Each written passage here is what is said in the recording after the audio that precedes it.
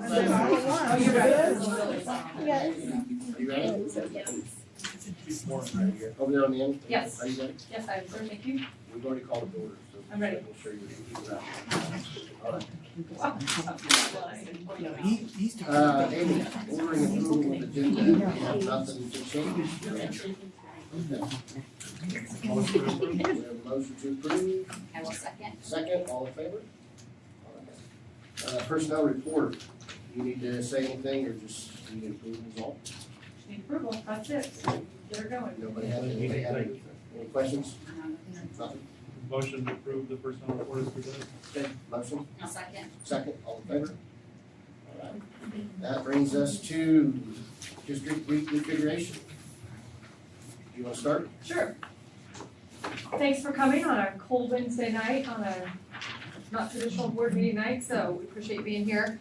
We have invited HTK and Piper Sandler back to pretty much deconstruct all the things that we've been doing the last 6 months with our steering committee. Go through a very thorough analysis with you guys. There's a very large presentation we're going to review. We'll look at data, feedback, scenarios, kind of how we got to where we are. Lots of the work the steering committee has done. We actually have some steering committee members here tonight, so thank you all for being here. Just a night to do a deep dive work session into everything we've done to this point. And there's a lot of information for you guys to discuss, talk through, ask every question you can think of under the sun, and really engage in this process of where we are today with the reconfiguration efforts that we've made so far. Okay, that's what I got. I'll be quiet and listen. Right, so you received the full breakout of all the information. We're gonna hit the highlights of it. So if you have any questions or anything to add about any of those meetings, if you were at them or have any other things that you have heard, please jump in. But otherwise, we're gonna just walk through each of those meetings that we covered and then where we're at today. So our first point that we covered in every meeting was the why we're looking at doing this. We need to address the declining enrollment, reduce transitions to improve student and staff experience and learning environment, and then want to maintain the existing facilities and add programming where possible. In the first meeting, we discussed that why. We also touched on the facility conditions assessment and the challenges that the district has, age of buildings, the number of transitions, how we got to the why. And we also looked at a number of different configurations.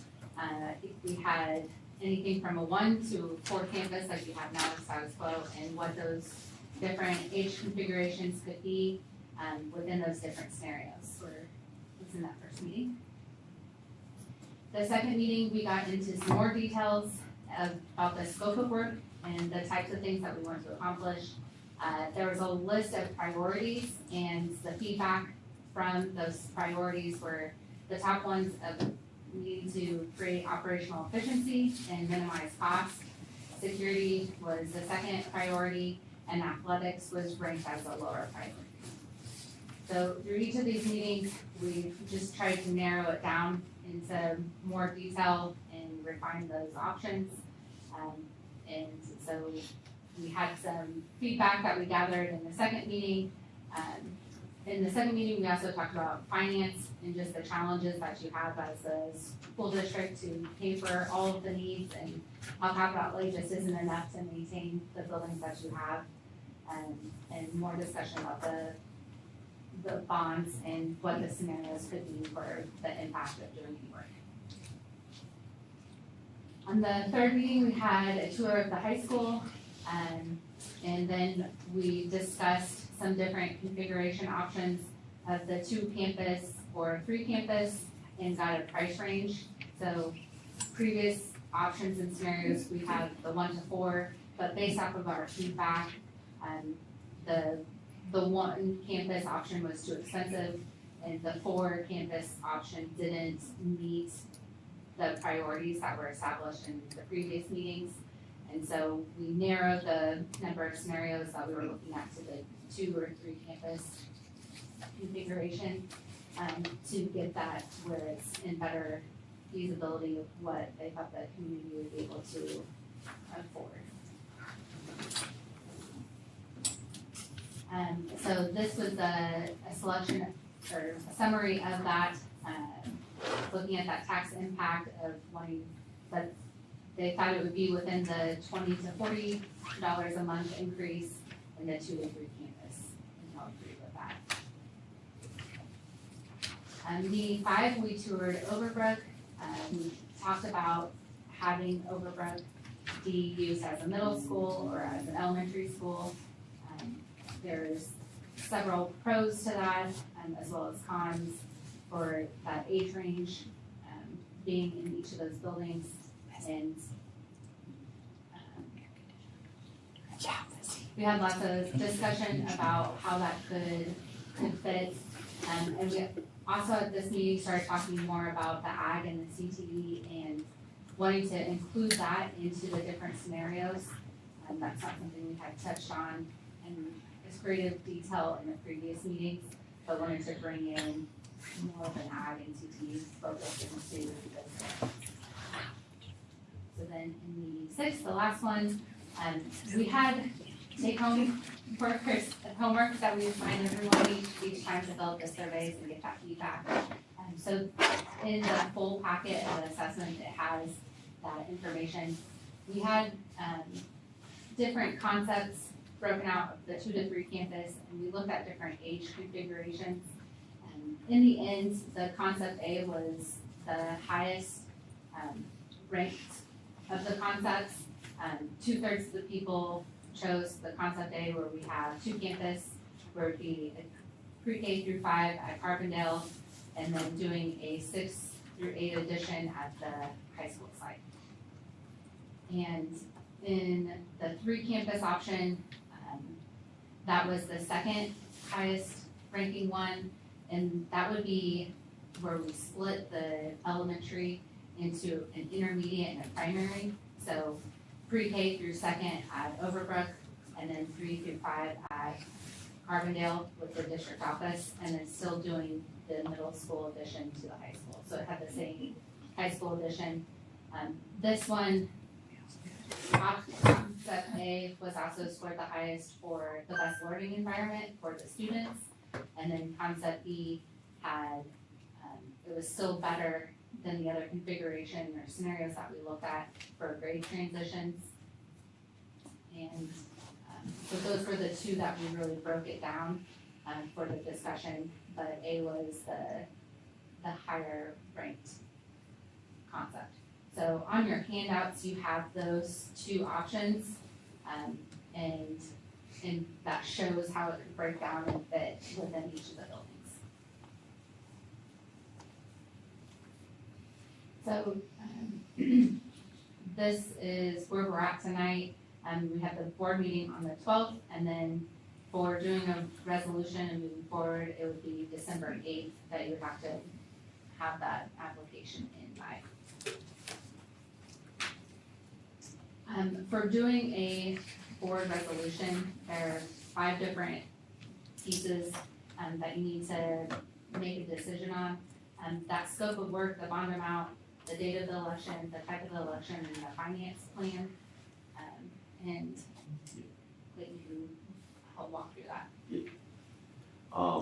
So just kind of a reminder, we discussed this last time we talked about kind of the process for leading up to calling an election. So this just outlines essentially what you're reviewing tonight before calling that election. And so tonight, hopefully kind of getting an idea of finalizing that scope of the project and bond amount. The date of election is pretty much set. That's that March 3rd election date. And then financing plan, I'll go through that here shortly. In construction delivery method. One thing that will be shown on the next couple of slides is what's going to be, how the ballot question is going to be written. So that's another piece of this that isn't directly stated in this 5 bullet points, but it's something that we'll also want to finalize before we bring forward any type of resolution by the board.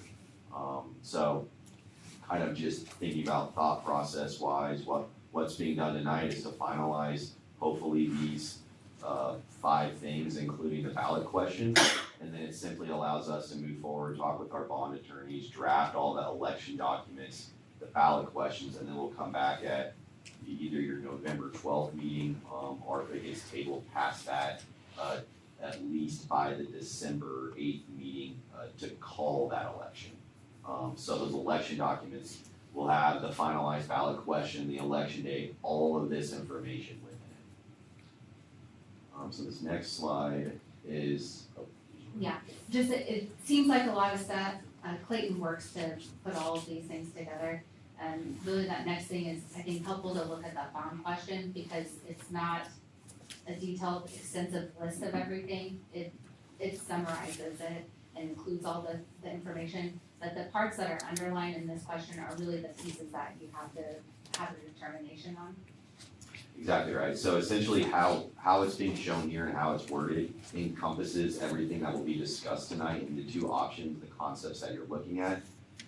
Everything within those two concepts, all the line items, are covered within this language and the language for concept B, which you will see next. And it's the most simplified version of ballot question that covers all of the scope of those projects that we can have on this. You can always get more detailed, highlight specific things, but usually that is taken care of during the bond campaign process.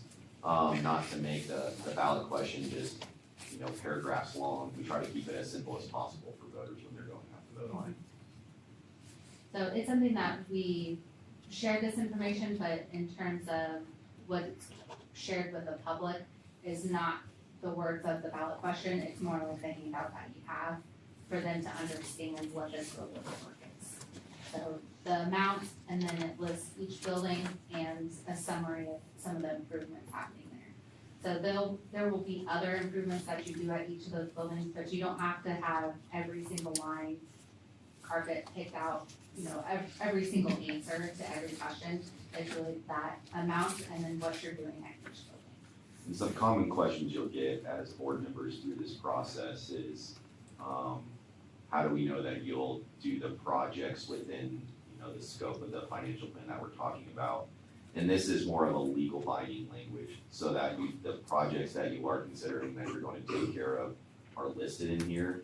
And they're listed from a legal standpoint, they are listed by priority and how they're shown here.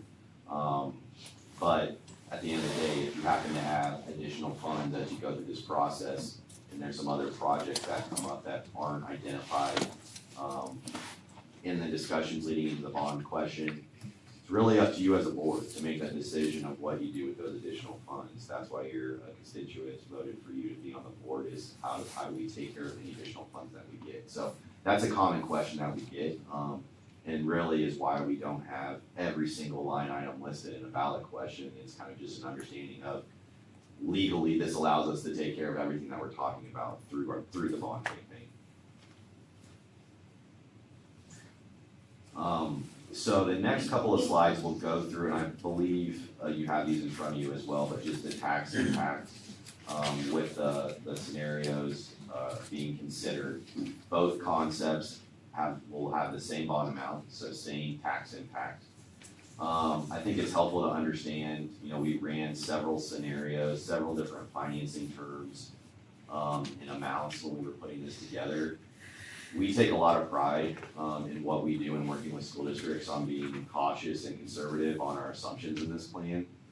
Really for a couple of reasons, but to put you in a better position when you move forward and not put you subject to having that mill levy increase currently shown at 13 mills to be higher than that when we go and lock in rates.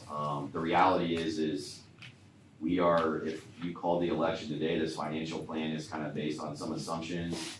There is 6 months of delay from now until when we'll actually lock in rates. So we don't want to put you in a position where we were super aggressive on the interest rate that we're showing, super aggressive on our growth rates and tax base. And then a year goes by or 2 years go by and we're like, we can't deliver on the promise to voters of what this mill levy increase is. So we try to do the opposite, so keep that in mind. As an example, frame of reference, the last 10 years, the tax base growth of the district has been 4.5%. It's averaged 4.5% growth annually. These projections are assuming 1% moving forward. And that's over a 30-year financing term. So if you continue to grow anywhere near 4%, honestly, even 3% or 2%, it's going to make you it's gonna give you a lot of options as a board as it relates to how do we plan for, we lock in the interest rates, the payments are finalized, we're growing as a tax base a lot faster than what we were using in our growth assumptions. You can keep, there are a couple of strategies with that. A lot of districts will keep the mill levy flat, because that's what you promised to voters. And then essentially it gives you additional funds over time to pay off the bond early. So we see that very often occur. Otherwise, you can also kind of just from year to year, depending on where you're at in your LOB or depending on where you're at in your capital outlay fund, having that flexibility to adjust the bond and interest fund as needed to maybe increase some of the other mill levies. It gives you a lot of strategies and flexibilities with that. So some simple things, with a bond financing, you're able to prepay without penalty after 7 years. So that's a common question I look at is there any penalty for prepaying? There's not after 7 years. Interest rate wise, this plan is assuming 5.5% in interest rates. As I said, we were being cautious in this. If you went into the market today, you're likely looking at 4.5% from an interest rate perspective. So again, giving some cushion there in case we see interest rates increase. But if at the end of the day, we get 6 months from now and interest rates are significantly lower and your assessed valuation for next year is looking better than what we projected, it just gives you a lot of flexibility in the financial plan. So that's kind of everything that goes into these numbers that are shown. So Wait, does that mean that that mill levy increase that's projected right there could be lower, could be higher based on if our assessed valuation is higher than the 1% that you're predicting? If we're still at 4%, Yep. that we're not gonna need that much. Board decision on that, absolutely, great point. And again, I just wanna make that clear to like, Yep. everybody understands that we could be in a better financial position, to make some adjustments there on the bond part of it. When are those adjustments made? So whenever you go and adopt your budget every year, Well, I And we can guess adjust, for the mill levy increase, would we be voting for this amount of mill levy increase despite, does that make sense? yeah, so essentially you'll be setting your bond and interest fund. This year, when you just went through the budget process in July and August, you set your mill levy at the 4.325 mils for your bond and interest fund. So next year, when you go to set your mill levy for your bond and interest fund, it'll increase by 13 mils if everything stays with our financial plan. And so now you'll be setting it at the 17.325. So And it'll stay flat at that. I got you. Board committee would probably be 17, but you Yeah. can look at it review. Yeah, but we can change it. Yeah, that makes sense. And so, this first page is explaining the property tax increase, and we use this as a frame of reference. We understand that everybody's property is gonna be valued a little bit differently, but, the tax impact is proportional. So, $200,000 home, the monthly impact for this plan is $24.92 per month. If you have a $400,000 home, double those amounts. If you have a $100,000 home, you can see it's half of that, $12.46 per month. The next slide here is for commercial property. They're assessed at a higher rate than residential, so the tax impact is a little bit more than double for the same property amounts. And then the last slide is for agricultural land, which is assessed a little bit differently. It's assessed based on the production use value. And it's gonna depend on if you have dry crop versus grassland type of agricultural land. And as an example, we like to look at the annual cost per acre. For dry crop, it's about $1.16 annually per acre, and then for grassland, about 48 cents annually. Some things to keep in mind specifically for agricultural land, we get those figures from the state in their countywide figures. So a lot of times we get a question on, that can vary, depending on property within the county. As we go through this process, in the campaign process leading into the election, we'll have more tools available if you wanna know, or any of your patrons in the community wanna know their specific increase, we can help with that. So this is more of just, we wanna be transparent and provide a guideline, leading into any potential vote, but if there are specific questions on what their, impact is, we're happy to help with that.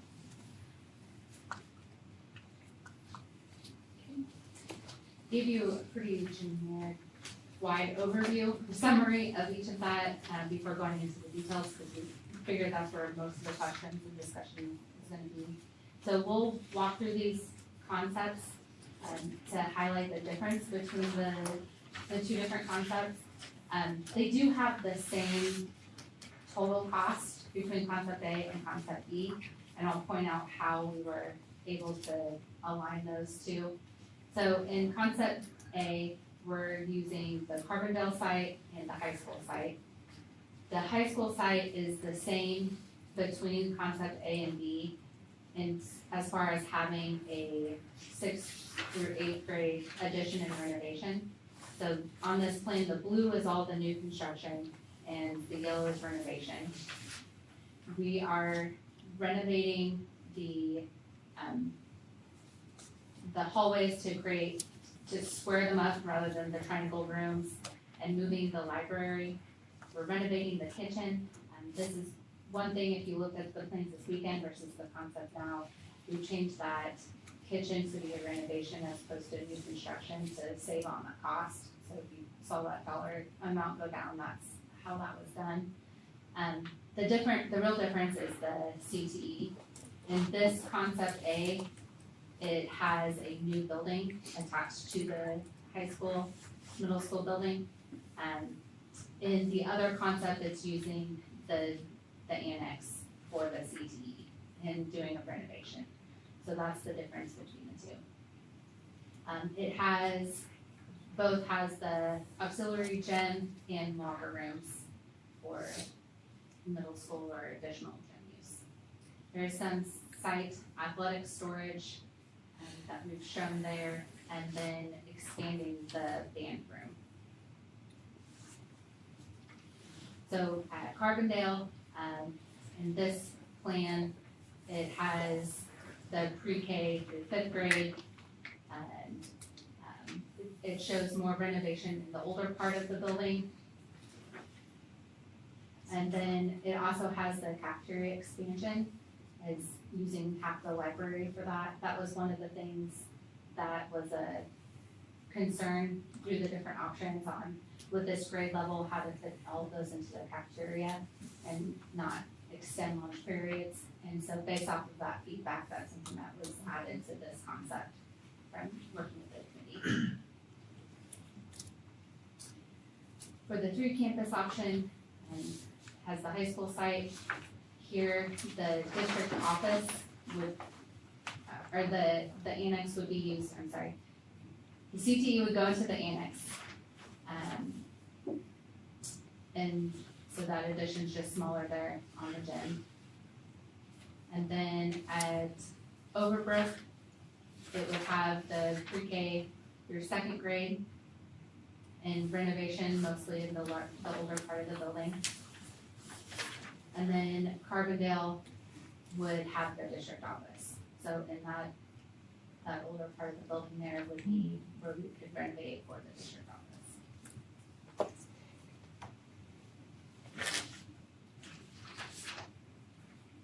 So each of these options includes the improvements that were out of the facility assessment for the major improvements that would be ideal at each of the buildings. And then we added some additional costs at Carbondale here, especially for the grade level transition, so getting those younger kids there and replacing some of the plumbing along the hallway and improvements to the hallway there.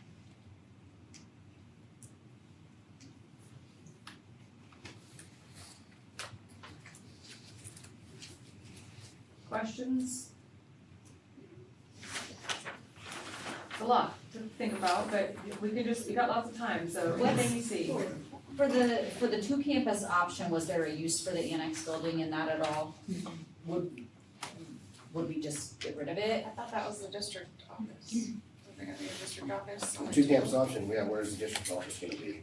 On the two campus option, it's in the annex. Okay, so the two, sorry, yeah, okay, I gotcha. And then, Yeah, it's just not in this picture. and then, yes, that was also, I just didn't know if it wasn't in this picture. Are we still doing like the additional parking? Yes. Because, okay, Where would the additional parking be? so it's still gonna be here off to the side. Yeah, it's just not in the picture on this one. And on the three And then campus? the bus loop. The bus loop and the parking is in both options. Okay, Is that yeah. In the two campus option, would there be a separate entrance for the high school and the junior high, or is it all the We same? have it all the same. Yep, and so when you come in, you could take that first hallway and that would be really the middle school. First hallway and then along the side, outside there. And then the middle school would have, we go further straight on in into the other hallways. So there's a lot less overlap between them. So the high school would go straight in, then it would have that back side, the left side, right? Yeah. And the middle school would be down the front into the right side It's, over there. it's the same on both options, right? Yes. It's the junior high, so, Yep. yeah. Do we have that much extra room at the high school to? Well, see that yellow there, that's all remodeled, that's all the library. That huge space that's really underutilized, and they moved the library to a different space. So there's a lot of library space, so there's a ton. And then that front part of the building, that comes out, right? So we're pulling the front of the building out. That's a whole new construction, that in blue, so that's a whole new space. So if you think about where the high school offices, nurse offices, counselors, Julie Smith's room, all those rooms, so Which that's. a lot of that has to be redone anyway. Yeah, It's oh yeah, in we've got some, bad that's where all that shape, so- foundation problem is. And then the elevator situation, that's all gonna be included and everything. Got, okay. So they took that facilities assessment and really dug Right, through and found the right. top I just priorities wanted and needs, and yeah, that's a big one to bring up. We talked about that at Carbondale as well, just like such a. Yes, both schools, Yeah. yeah.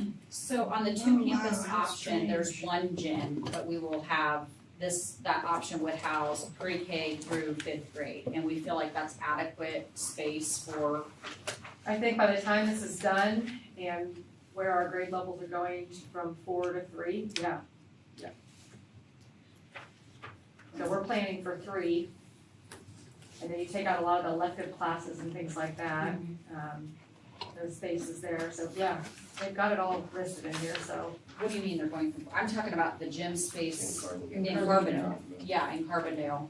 Yeah. It'd be just for PE. Right, but you're Yeah, now there. having, which pre-K, I guess they probably don't do PE, but you're having kindergarten through fifth grade.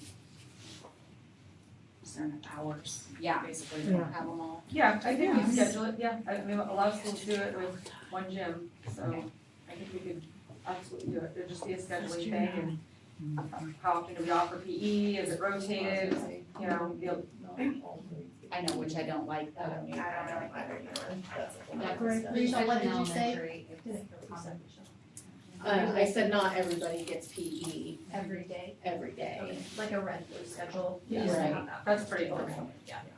Have music some days, PE some days, parking, yeah, that's pretty typical.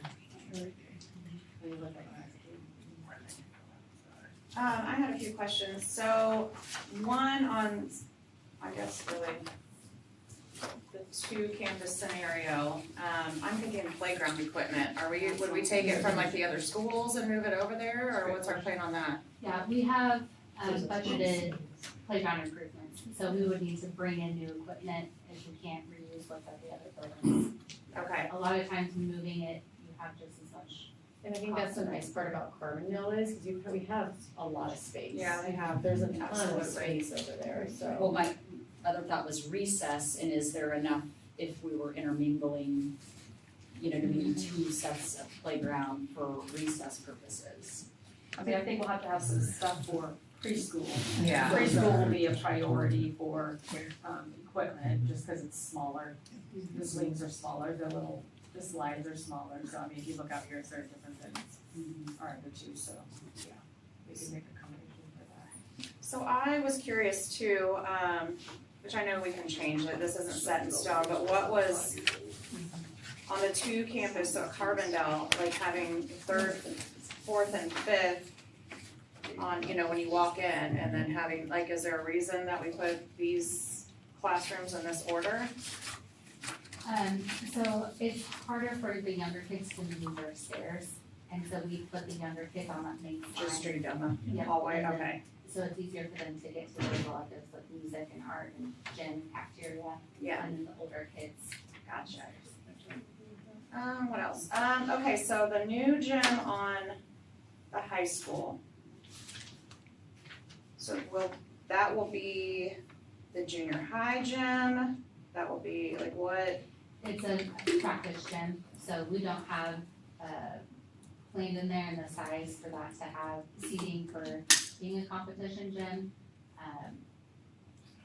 But it would be another, So adding a new gym, we still would not be able to do volleyball regionals? Yeah, I do not like that at all. I feel like if We're we're gonna gonna do a new spend that much gym, money and it's not have, I feel like we're gonna regret that. You know, that it's not a place that we can actually host things in. Yeah. I mean, yeah, cause that's. And what about when junior high sports and high school sports overlap, but it's not a regulation size sport or? Yeah, we've kind of talked about that with practices and games, and we'll still have Carbondale and still have that gym as well, which we play junior high basketball in. Volleyball, we're already at the high school doing that. Wrestling, we have an extra gym now. We've talked about practices, Kyle and I kind of ran through that the other day. We envisioned, because we've got some seasons that overlap, like girls and boys wrestling, no, not girls. Your basketball season and wrestling, Yep, high school basketball and wrestling at the same time. Yeah. Junior high And is then where it junior kind high. of rotates through. right? So we would need to use probably Carbondale gym still, And it already looks Yeah. too small for a wrestling, even with these additions. but we have 2 wrestling rooms now. We have one in the basement and we have one We've always upstairs. had those. Yeah, No, that's we not, have baseball in the basement. No, we have wrestling. we've had wrestling in the basement for a while, but Girls wrestle down there in the basement. Yeah, they do Well, now, yeah. now, but Did last year. for a few years, it was like batting cages and things Yeah, like it was that. batting They just cages. took it back. We took it back. last year. Oh, I thought you meant we were adding one. Yeah, it's already there. So is there any way to make this auxiliary gym into a full size, a regulation, I don't know what's called? With So a Is it's it a- a space or? currently a an full-size regulation court for basketball and 1 volleyball. We would need to increase it to make it So- 2 volleyballs and add for seating. I just really think we'd regret not doing No, it. I This is the second agree. gym we've added. Right, that we National wouldn't be able to volleyball, it do. makes absolutely no sense. I just don't like that, that's probably my biggest contingency. No, I agree. No, I mean, 100%. Gyms are expensive, so, but if that's what we wanna look at, then We're gonna do it, we're gonna do it, I mean, we're gonna do it right. Well, I just I don't think- wanna, I don't wanna do, last time we built a band room that was about a third of the size we needed day one. Yep. We built a wrestling room that was about half the size we needed day one. I don't see where we're really adding wrestling area, and the bleachers don't even go all the way out in the dome. We can't hold competitions there, and I think we should look at doing that if we're gonna do this. I agree, I Why, wouldn't be why able add to support another that. auxiliary gym that doesn't really do it Yeah. at this point? Okay. I mean, we can So what, practice you as I tell them do. what you want them to 2 volleyball courts. In regulation, so we can host things like a regional tournament and it has more use, you know? And then how many seating for the volleyball?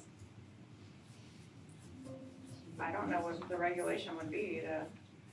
Keisha could tell you that. I mean, we could move the, Maybe we we can could, look we that up. could do a different wrestling room somewhere and make the dome gym big enough. That's what happened last time. They added to that room. They cut it off.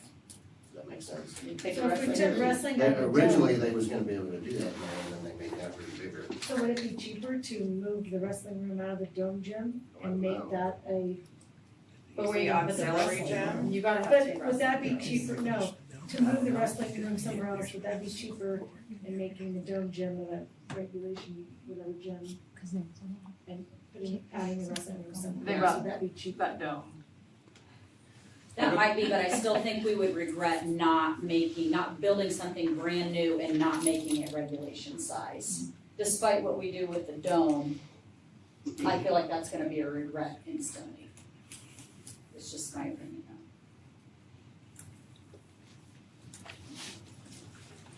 I hate putting restrictions on brand new Do you have some things. like thoughts on square footage of adding on Yeah. a gym, on what those additional costs could be if we needed some additional? Yeah, so, like whenever you look at regionals, you're being able to host regionals, they look at the number of courts and you need 4 volleyball plus the seating count. Between the dome gym and your other gyms, you have, I don't know what the seating count is for your district level, I need to verify that. But you have substantial seating in both of those gyms, so I see, you could have your main 2 games going on, that you need the most seating there, and then we could do less seating in the new construction part for the 2 courts. That's typically what I I see. disagree with substantial seating in the dome gym. I mean, I went to a volleyball game the other night and I felt like it was crowded.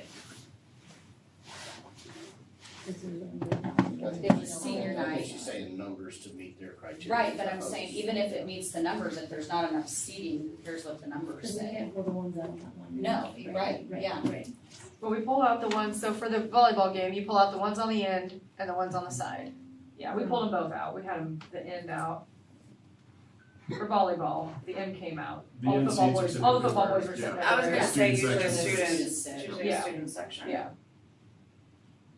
How many people does that gym sit? I don't know the number.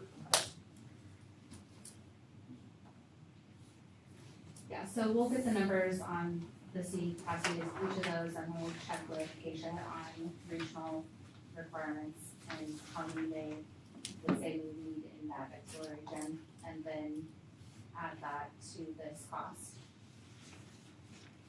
I bet Chris knows.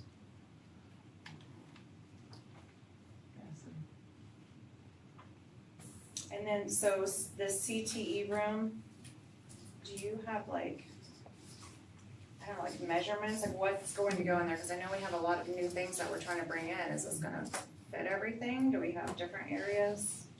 How So, are we gonna make that work? the annex is just over 5,000 square foot, that's being renovated in the concept B. In concept A, I have it at 4,300 square foot, so it's not as big as what that annex is, but for what we talked about, having, at least 2 classroom spaces and a lab classroom, then this gives you, two general classroom sizes that you could have. Usually you have like a more computer tech clean room, and then having more of a Work hands-on. hands-on, small tools, small equipment, and then a larger space that you have that flexibility in, and that would give you a good size for that. For welding, the greenhouse, and some Charger Enterprise stuff, so, Kyle and I kinda walked through it with him the other day, we met and talked about the size, we actually made it bigger than we originally had it, to make it a little bit more close to the annex size, the size of the annex. And it's flexible on how many, like, actual classrooms we put in there, or make it an open space, or depending on what goes in there. But it's, I mean, it's pretty good size for, we have nothing now, so. And where's, No, we're- alright, well, just one more. So the Charger Enterprises. So I know Kyle, weren't we gonna put that kinda like when you walk in? Was it gonna be kinda out in the, That's what you're thinking of specifically is the charging station, the coffee shop, oh, yeah. merchandise Alright. kiosk. So if we're talking about the enterprises, that's gonna be all the business and ag Yeah, put together for the fabrication so yeah, the production coffee part. shop. Yeah. Like where is that gonna fit in this? Well, the kiosk that we're looking to purchase for it, it can be, it's not exactly mobile, but we can relocate it to wherever. If we need to take up some common space Yeah, we can or take some it up area in the and fold cafeteria, down. we can. Are there requirements on water for that, or is it? Well, I mean, obviously the plumbing would be nice, but, it doesn't have to, though. Okay, that's why I just did, that's why I didn't know if it required plumbing or a hard line or something. So there's not an actual dedicated space. No, it's more like a mobile, but it's a kiosk is what it is,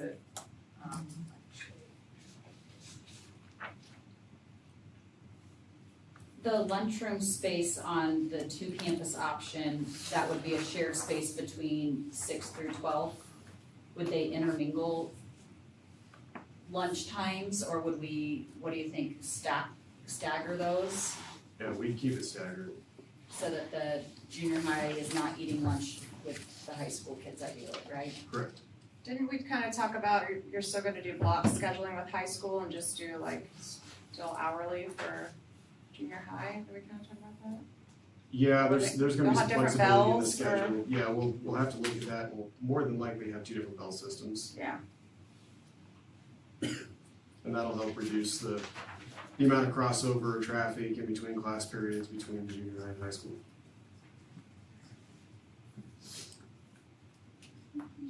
So one of my biggest concerns is, you know, we're building this to fit what we think is gonna be, and obviously not having a crystal ball to know what district enrollment looks like and all of that. We already, I guess, didn't hit the nail when it came to our kindergarten class, and our kindergarten classes are really big this year. And so my concern is, you know, we get this influx of kids, or maybe we have a really big class or classes, and this doesn't give us really any space for growth or to shift things around. John, 2 minutes. Well, both, 2 campus more than Well, I was, 3, well, but 3 so that campus leads has me more. to a question on the 3 campus in Carbondale. We have nothing in the basement to the west, nothing in the basement under the north There's wing. so Very, much very space. large lot of underutilized district space. office, so that leaves a lot of extra space, right? I mean, so is our intention is just storage or wait Yeah. if we need it? I mean, declining enrollment was the reason for doing this, and we're leaving a lot of building. I mean, that looks like a very large district office. Amy said she could use a closet. Yeah,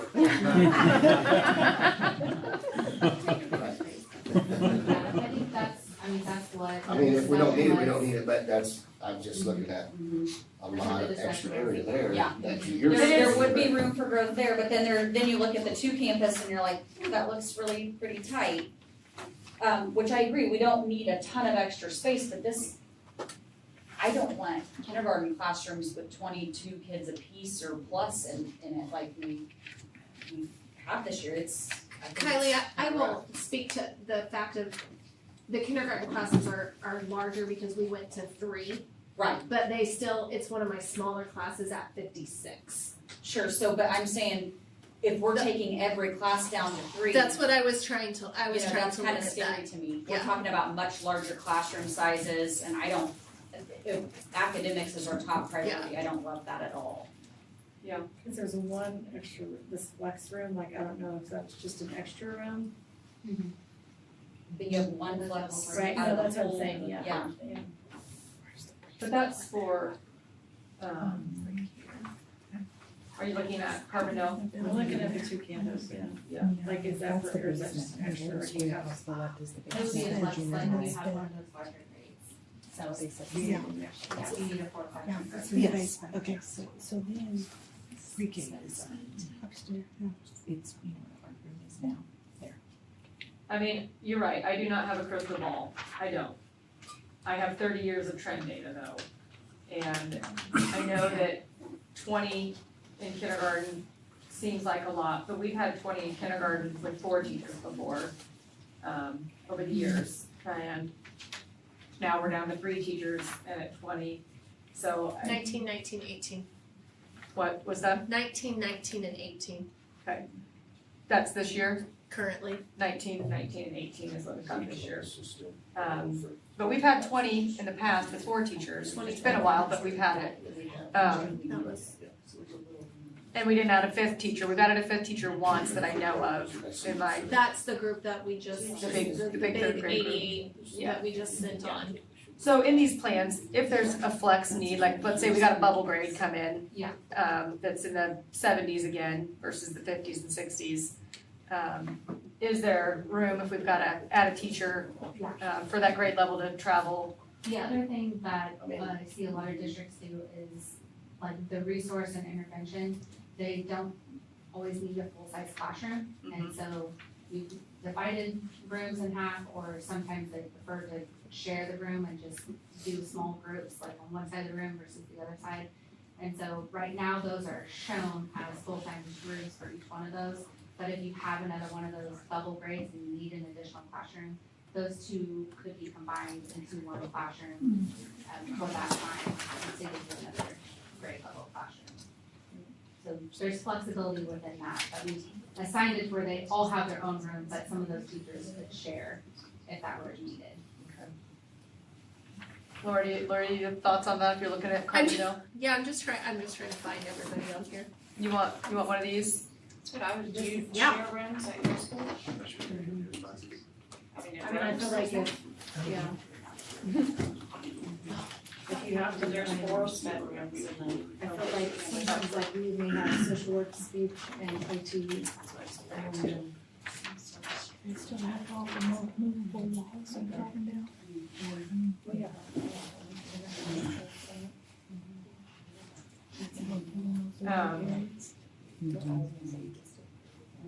While she's looking at that, the athletic storage, do we just not have, are we just, cause I know it says it's an addition. Have you seen our sheds? We have a shed problem. They're nice. Colony. We have a shed, we do have a shed colony. Maybe if we give you a shed instead of a closet. We can show you the aerial view of our sheds. This building is, it's storage. It's okay, they work for what they are, but we have a shed problem. That's what we're at. That was my question. So that would eliminate the I shed just said problem. you could still want people to move. Yeah, Yeah. and also give a more, I will say this, a more temperature controlled storage for our equipment will help it last longer, and, cause right now, it is challenging, and, so. Did we ever fix, I can't remember, all of the issues that we had out with this building, with the bathrooms and Yeah, all that, we have like that a water, water we had leak some and all that's all that? been fixed. That's all been fixed, yeah.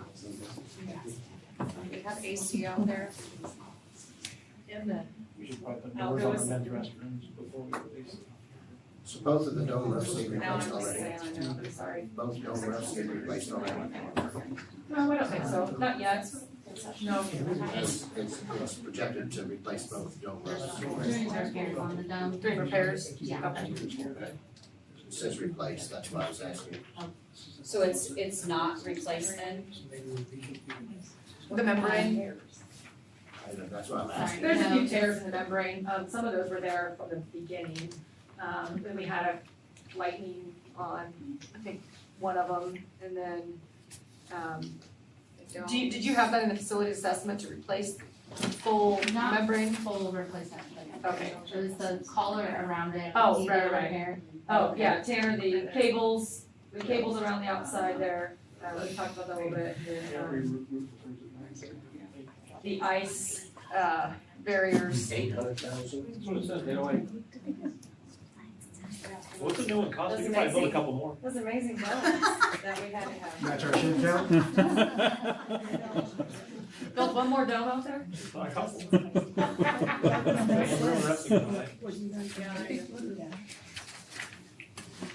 Sure, HTK has a plan for dome. Also, is this band room gonna look all weird? Now, coming off of our dome. We can talk about the band room a little bit. So round shapes and something to add on to, but parallel walls are not good for sound, so that's part of the angle. And this is showing more than doubling the size of that band room. Yeah. The final shape of it will. How many kids? So how many kids? Cause I was told the first bedroom was for like 20 kids. So we're gonna add a bedroom and only have room for 40. Yeah, our, And we have 138, 128. that That's band not room making is. sense to If you me. double the size, that's not enough, that's not. No, I don't think that current band room even holds 20, but I don't know. It barely, I don't even think it holds their instruments. No, How many do you have it's- in band right now, Kyle? I think neighborhood 115. Yeah. So does that meet? I told her when we met about the band room a little bit, my concern was, for one, it does have to fit all these kids, and two, Yeah, if it's not gonna fit, I worry let's that not if do it's it. just gonna We can become get it somewhere else. storage, then I'd rather it look different and do it different, because then we'll just go up on the stage in the auditorium again, and that's where they'll be, so we're gonna have to really think about the band and the program, storage is part of the problem, I think if storage was removed from here, and we actually used it for chairs and stands and music, but right now it takes up so much of the instrument It does, yeah. piece that's of pretty it much is what hard, it that is. inventory is hard, so we almost need storage for inventory and the instruments separate from where the actual chairs and stands are going. I actually think in this space here, we could probably fit all the kids with the stands and the chairs, but we can't have all that equipment in there. The instruments don't even fit in I guess the, I'd like to see Carbon some Dome pictures band or something room. on that, Yeah, cause me that too. scares me to do that, that's one of the things they, I mean, I don't know why Yeah. they did it the first time. Yeah. Because, you know, How many square feet is that we big used to blue say part there? that we weren't here. we weren't here.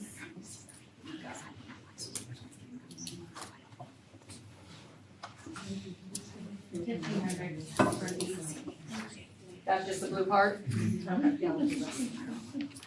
Okay, How much, you said 1,500? Do we know how much the yellow part is? It's about 1,000. We'll need more than that. so let me ask this.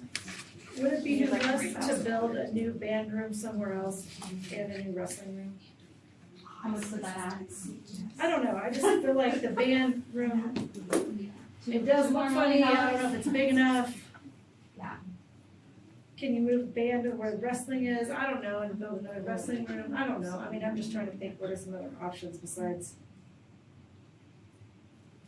I think the thing with moving band where wrestling is, does band I have have no that? idea, I'm just saying. No, I don't know, that's not a terrible idea.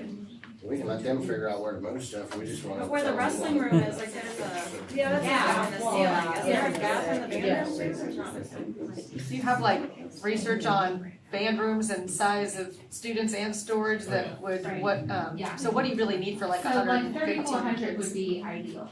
3,400 Yeah. square feet. And so we're at 2,500, so if we add another 1,000 square foot, I think it's another $500,000. If that's, this makes a lot of improvements to that, you may have to still make some adjustments, but you don't have 115, 7 hours a day, so you can make adjustments for 1 hour a day. Does that work, or? What was the first part of what you said? You said, the current one on here is 2,500 square feet. Shown with addition and renovation. So just the addition is 2,500 or the whole space The whole is? space. Okay. The addition's And 15. she thinks about 3,400 would need to accommodate a 115 person band. Yeah. And then she said another 1,000 square foot would be about 500,000 more dollars. We don't wanna go back to that. I wonder how, do you have any idea, this maybe is a stupid question, how big the wrestling room is right now on the dome?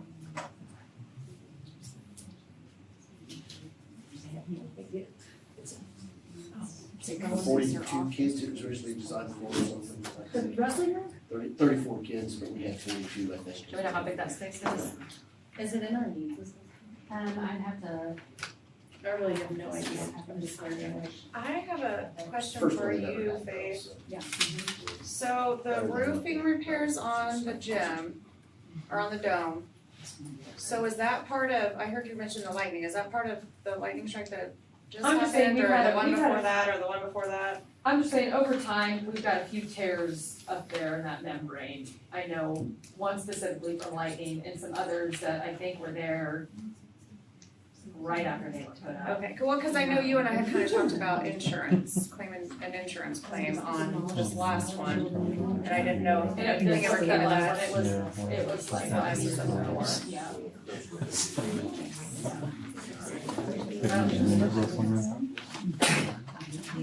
Shocker. Did you breakfast in there when they're doing something? And it's. So this, We're just building another dome for band. no, what if we just? I mean, replacing that band or that roof repairs, what was it, $800,000? I have to get the assessment out on that. I think there's some estimates that have been done for those colors on what needs to be done. So I assume, and I have no idea, it would be much more expensive just to do what if the dome and build a square building. Substantially. I agree. I mean, I Let's do just that. think we're spending $800,000 on a roof repair for a weird building that is hard to. How much money have we, spent on these domes? Not just the building, like the repairs that we've done over the years, you know? No, we haven't spent a ton on the domes. Not in my tenure, we haven't. We just complain about it a lot. I don't know what we, like structurally, no. Fire pump, yes. Didn't we put the roof on upside down or something? No, no. No. I swear that. No. You don't want to like. We painted them, so we spent money to paint them. Yeah. For that drainage, but I Yeah, thought that was still a contractor to Yeah, redo. but that's really about it, I don't think They did a lot structurally of we've done anything. drainage Or the roof. work around it. I don't No, and the inside too. Oh, yes, yes. Who paid for that? Okay, do you want me to ask my questions now? Just like- Sure. Yeah, I go can ahead. see now. I'm Yeah, sorry. go ahead, ask your question. Okay, these are my questions, just with K through 5, or, well, we probably won't do title services for pre-K, but K through 5, I noticed that there's just one intervention room. So I was just curious how that would look, with the multitude of, currently I have, they're in the annex, but they've been in a classroom before with 5 paras and a title teacher, and then being able to adequately pull the students, even if we have partitions and stuff, to have the room just with the sound and being able to hear, as we're doing small group instruction with them. So I was just concerned about one room for all of them. I noted that there, I believe it looks like there's 4 sped rooms and a sped gifted room, but so currently, right now, I have K through 3 and I have 3 special education classrooms. One of those I just moved since you guys have been to us. We are moving towards a functional classroom to work with our students with autism needs so that we can better service them. So they now take up 2 classrooms. They have a learning side and a sensory side because they were on top of each other. So technically, I have 3 sped classrooms, but we take up 4 rooms. So just with the heavy hitters and your presentation in regards to, even though we might have less students, their needs are so much more. I'm concerned about the special education. And then I also didn't see a speech room on this plan. Because I know speech has always been a separate room due to the needs of being able to hear, address, the focus, all of those types of things. And I'm still very, very, very passionate, especially in our K3 rooms and our toilet team needs and our changing that we do, especially adding pre-K, about having a handicapped bathroom. Because it is very hard. I know they don't currently have that. And I think you guys are like, have a makeshift or they're getting down on the floor to change kids. And that our parents are a lot of times are older and it's very difficult for those to occur. And we do toileting and potty training, especially adding in pre-K. That will be a large portion of kiddos for us.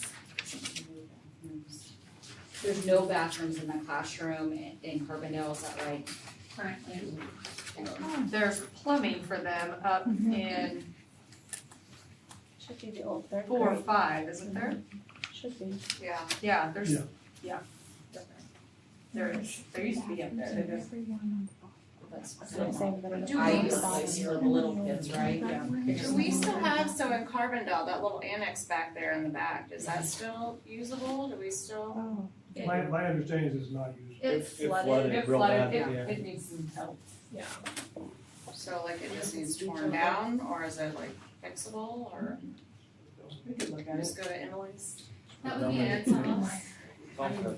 There's only keeping that so that if you have that growth and have that need, and you could use capital outlay to Yeah. increase To do that. use in that space. Yeah. And renovate it then if that became a need. So if it's been flooded, like what does it look like right now? Is it just sitting there rotting? I mean, I feel No, like we took out some flooring, carpet and things like that were wet and it, it was just empty. yeah, it's just. Ready for renovation. But I also feel like if we're gonna Like do the this, we might as well Do it. not do not fix the annex. I mean, that's, I would rather see bathrooms in the classrooms So, than fix the annex. I have, Yeah, I just didn't know if like for an Yeah. extra like Yeah, sped no, I or understand. storage or, you know, something to take something out of here and put it. there is numbers in here, costs associated with adding restrooms to the pre-K rooms if you wanted those in the classroom. And then adding sinks to some of the classrooms, there's some plumbing challenges, so there is cost set aside for doing that in this option. For the intervention and the sped classrooms, there's the two downstairs and then the flex classroom. There's what they're using for gifted now off of the cafeteria expansion, that's a smaller room that could be used as an additional space. The offices that are on that main hallway across from where the pre-K is, there's some offices there. The counselors. Yeah. the bathroom right And I do currently have a counselor was a and a social handicap worker. bathroom years ago. The other thought, do we still need locker rooms at That was the nurses. Right. Carbondale one with Wow. pre-K through fifth, Well, if we post games. Yeah. but at pre-K We're through? not gonna. Okay. No, post I'm games, just saying, we're it making depends a on, big depends on gym what you here. end up doing with this gym, if you would ever have to use the gym. We're making this. Okay, we're making that Yeah, happen these are instead, locker so. rooms. But I'm just thinking, Well, could we but no, make the you're right. locker room some Yeah. space for, Just be Art. additional. the, what, like, Stephanie's already at Of course, home in there, like, so over, there's the art room. obviously I know renovating, what but that- like for speech, or is that being right up next to a gym may not be a good idea, I don't know. It just depends on how loud. I mean, honestly, in the locker room in Stephanie's, because it's cement, we don't really hear a lot in there. Oh. I mean, not too much. So just, you know, just some of those areas. Mrs. Sowers made a comment about PT, OT, some of our interrelated staff that come in, and I know there's a flex room in there, but I think I can speak for my teachers, my pre-K through even probably first for bathrooms, when we take just the amount of time, that's the troublemaking time, they like to try to get out and go, and so they try to solve that with like full class bathroom breaks, and that easily takes 15 minutes to cycle through the whole class, sometimes more. So I think the bathrooms concern me, the lack of a handicap bathroom, but there's definitely a lot of positives too. Like I like that we can group our kids, our third grade teachers can be together, and we can get back to some more of that pod pieces. There's definitely pros to this, and I think that they will very much appreciate the larger classrooms versus what they have now. Just thinking about as we have littles, and then so the title room, handicap bathrooms in general, sped classrooms, those are some of my concerns. And then with preschool, over time too, you can consider preschools. Right now, you gotta look at it as sections versus classrooms, if that makes sense to you. Right now, we have 6 sections of preschool. As preschool begins to change, right, the dynamic of those things and our massive decline in enrollment in preschool, there could be changes in how we run preschool, operate Maybe preschool. go to 4 sections. Sure, it could go to 5 sections, it could go to, so things like that as well. There's also considerations about preschool, maybe we don't put them right here in this hallway and we have them kind of in a different kind of location as more of a smaller, very early childhood place to, I don't know, for future thoughts, for them to not be right here in this hallway and maybe some other concept for it. So, I think that's a little bit more flexible with preschool and how we do preschool. Is there anywhere on this Carbondale 2 campus to look at addition of a few classrooms and handicap bathrooms? So if you look right where the cafeteria, the concession stands and kitchen, we're not gonna need those if we're not gonna host games there. Right there next to the sped gifted. I mean, it's not a huge space, but it's something, that gives us something else. And I haven't seen that at Carbondale, is that considerable to what our, is that comparable to our concession stand area? Concession stand area is not very big. Concession stand area is kind of small, but that kitchen next to it, I don't know, is that just a storage room right there? I mean, Carly has also done speech in the concession stand. The concession stand would be big enough. To use as a do small speech. office or something, okay, and that's I would say, I would agree. I think I just need to go back now and walk through, like with this map, so I can picture it. Those are just questions that came to mind. And you said there was, or you had already budgeted in to add in some plumbing or Yeah. toilets and things like that. In all of the classrooms or just the? I have 6, so like pre-K and kindergarten. Okay. And this is new plumbing and everything, right? Okay. So 6 toilets and It's like the ones, There's also an office in the front office, there's another nice office in there that would be a good speech room. That third one there, really, right now is just what's in there, Mike? That third office is just, Three Lakes uses it for their school sites there. Okay. Where's your current SRO office? Around the corner there, Right by the, it goes in the hall. where it says admin, it's right on the side there. Smaller. Yeah. Those are great for speech and things like that, when you have one-on-one. Yeah. Yeah. And it gives them a nice little intimate setting just for the kid and teacher there, it's right there, and it's in the front office. Everything's assigned, so it's hard to see where the flexibility is in here, but Sure. there's flexibility, yes. And I know Carbondale has a lot more smaller rooms. Yeah. And little. Pull out one of nooks I and wondered stuff too, that I know- we have. you had mentioned like the stairs and the little kids, like we were just talking, like we did kindergarten upstairs in that Carbondale, that's where we did a kindergarten. And they already have the plumbing there for the bathrooms, I mean, does that not make more sense rather than making 6 whole new bathrooms? Does These that are make a lot of the sense? details that we can still work through. Yeah. So that's where I kind of go back to like the questions and the scope within those questions, like the amount, and what we're doing. In terms of where everyone goes or what time lunch is scheduled, those are all things that we have time to work through. Yeah. We have to have some costs set aside to make it work, so this is one scenario to make it work and the costs for doing that. If we, wanna switch where the classrooms go, we can, and save money that way, that's totally something that we can do, and use that cost in another way. If there's things like we're doing a whole new band edition or expanding the gym size, those are substantial costs that Yeah. that's $1 million we don't have flexibility in, but if we need to add 2 more sinks, we can add 2 more sinks. Right. So, Yeah, that's a good point. But to the board's, thoughts here about, they wanna get it right, they wanna do it right, they wanna make sure they get everything they want and not have the regrets afterwards, so how do we And make sure it works for implement that? scheduling, even though that's kind of a thought we can finalize in the end, will it work?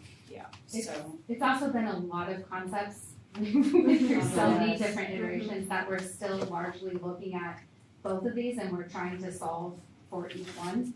So if we were narrowing it down and we knew concept A is what we're looking at, then we can focus on how to make that work the best way. Or is it concept B that we're trying to see what we're adding to? on the 2 campus basement, that's by the second wrestling room, that's in yellow. Are we at the high school? Yes, sorry. What is the plan for that? Like, obviously, just, Those are some of the classrooms that are being displaced by putting the middle school, the 7th grade classrooms. So those are going to go over. There's some large classrooms down there right now. Yeah. Are these remodeling those existing ones? This is That's the tech Terry's area. room. So Okay, we're building the yeah. new CC, so And we that's probably our have to put the classroom. hallway in the middle because that one is Yeah. inaccessible. Yeah. So, okay, so those would be renovated then? Where is, okay, so to add on to Kylie's, so we have that second wrestling room. Where is the old, like, Woods classroom or the? Right there, what I was That's just the Yeah. talking about. Oh, That's that's that the- side. Yeah. Oh, okay, I thought they were on this side. Nope. Oh, So, and then that was where, no, that was where, Schmidt was at. Oh, okay, yeah, I went down there. What is the health room? Yeah, what is that? That's where Schmidt was, where psychology was. But Wait, why what are we is it calling now? Is it a health classroom? What's, which one? Health is Downstairs. It's the cheer dance room. Oh, I was gonna say, what do we put in there? Oh, yeah, cheer and dance. That's now the cheer and dance, Yeah. locker room. Oh, okay. I said, where do you put those girls in there? That's what they are. And that would still be the same then, right? It wouldn't be health? Yes. Okay. You said they just put their storage down. I'm just thinking that would be, they don't use them at the same time. We have a tech classroom downstairs? That's the wood shop.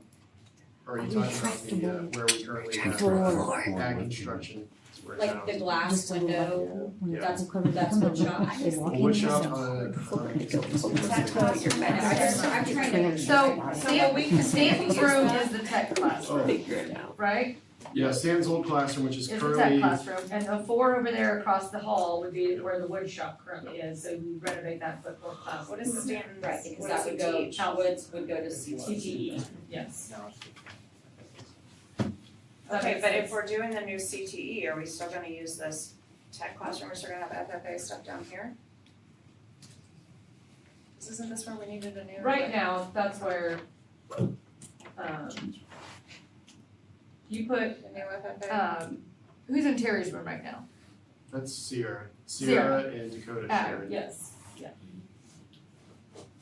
Health And and ag, Yeah. the classrooms right now. It's Okay, ag so we're construction. adding on the CTE, so this is what I'm asking. Yeah. It will It add could be, move so it up could be, here, so it or could be will an we extra classroom, it continue? could be an extra classroom, technically, right, if we're not gonna use it, they're gonna go out to that CTE. That's what I'm asking, if, are they going to that CTE, I is don't that know. the plan? I don't Yes. Well, I don't know. well, if that's the case, then do we need to add these high school classrooms, or could that be extra space for something like the wrestling? The CTE building? Well, we need to this add, we down do need here to add up the is classrooms, to make Oh. sure we have every single one of our teachers covered. Make wrestling. Right, And just I think those included that count of the teachers. So whether that was foreign language, there's quite a, I mean, Yeah, because that's where Spanish. so right now, what you've renovated, what you've got in yellow, and the numbers they have, they've changed where 6, 7, 8 are. The classes they lost to high school, and then added them over, and then other yellow spots there. So if we lost one over here, we had to put one on the other side, or in the basement, and I'm assuming that those are in the count. That's correct. Okay. They're just not labeled by teacher name necessarily, they just say high school classroom. I have a question. Do we think 2 bedrooms is enough for 6 through 12? That's typically what I see. Our current numbers would have a hard time saying two bedrooms, and we look at a 6, 7, 8 right now. Right. Our current numbers, 2 bedrooms adding to the high school would be tough. Cause how many bedrooms do you have? 2 already that are utilized. So we have 2 at the high school and 2 in Carbondale, and we're saying those are both pretty, Yeah. so we need to. We need more. 2 or something.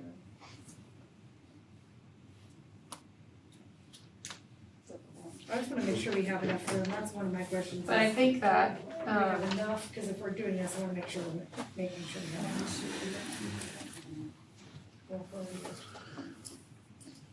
What does CLRN mean? There's two. there's another one. There's two, yeah, wrong by the kitchen.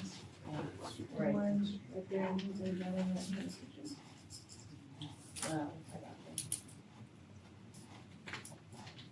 I think we could probably do 3 sped classrooms. Is there potentially some overlap with their, the sped uses if you have two of the high schools with the middle school? Except the kids, if that are they're now pretty combined finance into kids, one so site? they may not. Sped classrooms? You think 3? Like, 6 through 12. You have 6 through I 12. don't know the high school, I think 3 sounds right. Probably work, maybe. You think that, Doug? So you have 4 in this. we have 4 sped classrooms in this scenario. Well, 2 and then 2, but 2 extra classrooms. One right by the kitchen and one right by the bedrooms. But where is like the Spanish, for instance, like where's the? It's all just labeled as general classroom, so it's counting for classroom, but not which classroom. I don't wanna put which teacher this is. Sure, I just wanna make sure we have enough of those. I think she counted what we currently have, added the renovations to 6, 7, and 8, and then replaced them somewhere else on the renovation side. Right, so, but we can't use classroom as a sped room. I don't, that's what I wanted, is that, you could? Yes, you can switch out like which. I think that's why the 4 down there account for the 4 current classrooms that are being displaced, is my thought, maybe not. Yes. But I believe that's why those 4 were added. Yes. So. I don't think you could make that all wrestling if we have, because Spanish is one that, I think, where that first 7 is in the fourth one. And then we're missing, But then we'll also have Math. a tech no, there's math, 1, 2. Right. classroom that we could add something down there. At least put 2 Yeah, of the how those classrooms students there. are those in here. Yeah. I feel better about this. Ag comes upstairs. Yeah. I just don't know that unless we're not accounting for, but just say classroom instead of culinary math, you know. 1, 2, 3. Kyle, run some math on your sections of core content and your electives. Speaking of math. Count, I'm three sure, maths. I'm counting them, I'm seeing enough classrooms for even an extra sped. That's what I'm getting at, is can one of these be a 3 sped? social studies, 3 English, 3 math, 3 science, 3 sped, 4 language, Julie Smith, Ashton Shalis, Did you do Spanish? yep. Spanish. Who else in there? RV. Mary, you're there, culinary, that's a big one. Yours is labeled though, so it makes sense. Art's labeled, so it makes sense. Sciences, you get. I'm just, the ones that aren't labeled, those are the ones I'm counting. Speech. That's Derek Terry. Yeah. His classroom's already counted, it's already counted for you. They're already labeled, I'm just wondering the ones that are labeled high school I classrooms. know, that's the one. I think there's plenty, I do. I think there's plenty. I'll let Kyle work it over there, but, so. Knock it off.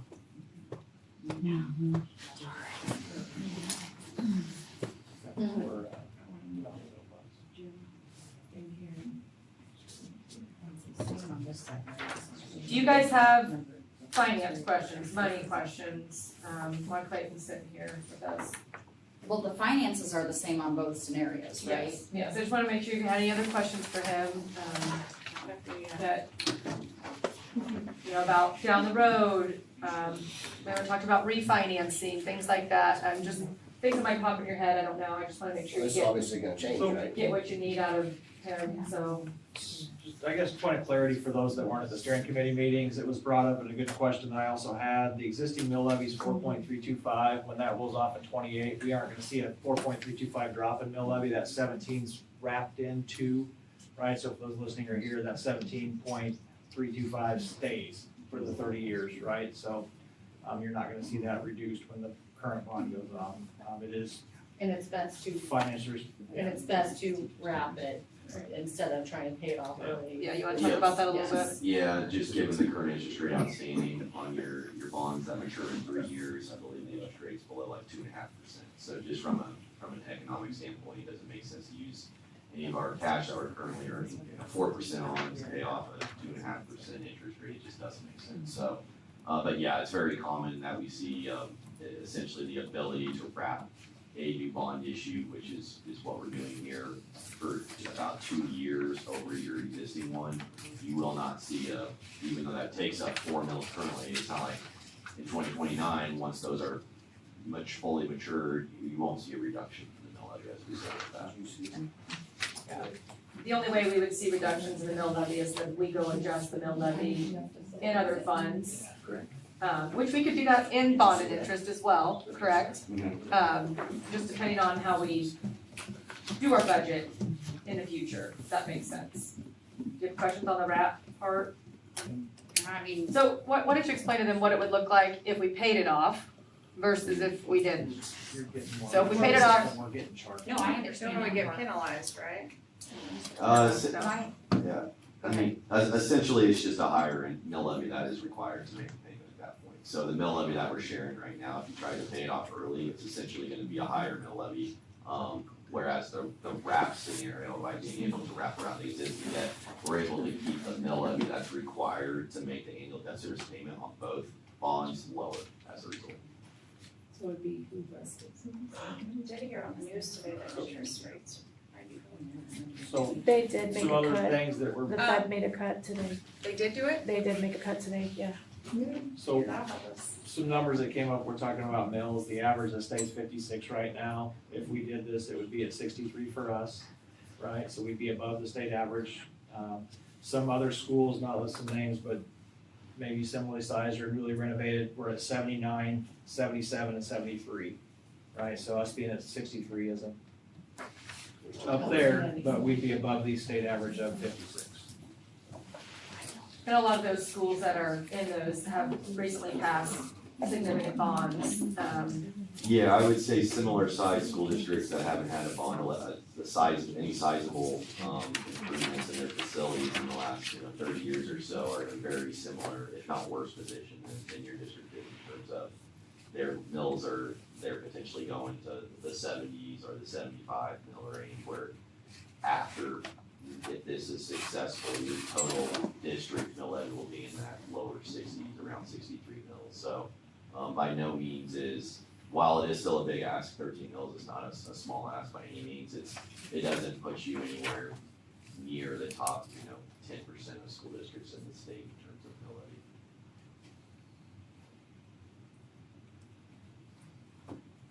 These numbers are on with the 24.75 million. Some of the things that we talked about adding is gonna get us closer to what we were talking about at the last committee meeting. When we had the kitchen as a new construction, we were talking about 26 million, so that's at meeting 6 with the committee, we were looking at that cost impact of the 26 million. In comparison on this, so for the monthly property tax on a $150,000 home, here at 24, it's at 18.69. If it were 26 million, the tax impact is $19.87. So it's $1.20 more a month. About 15, that's more. That's for the bigger gym and the bigger band room, basically. Yes. Yeah, I feel like we need to go back. I mean, I thought it was clear from the beginning, that was one of the stipulations we was after, wasn't it? Was band room to fit, regional volleyball. Yeah, band There for were sure. certain things there. I don't know if this is ideal, but if, let's say, we had a basement under the new gym that had, I guess, additional space for something. I don't know if that's the band room. Is it cheaper to do that than to add out from where we're at? No, because of the concrete probably, right? She knows some of Slight this. speculation. That's where I was going with that a little bit. Maybe we know a guy, I don't know. And another special meeting about that.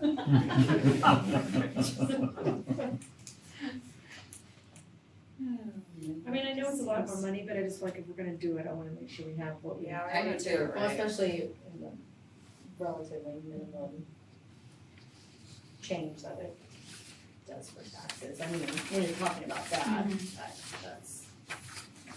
I think, that's where some of this back and forth between working with the committee, some of those priorities, those are things that you definitely see and you need and understand.